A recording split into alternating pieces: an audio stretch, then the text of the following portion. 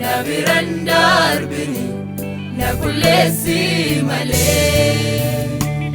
Nabiran darbini arsi ke sako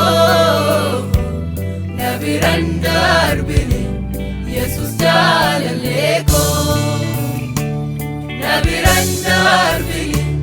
na yaladdu male Nabiran darbini na kulesi Nabiran darbini arsi ke sako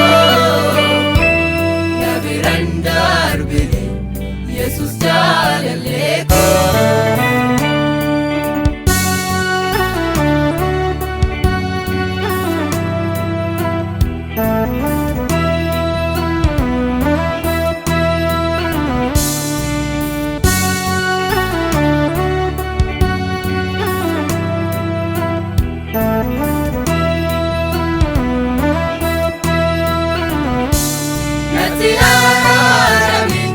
Nabiran darbini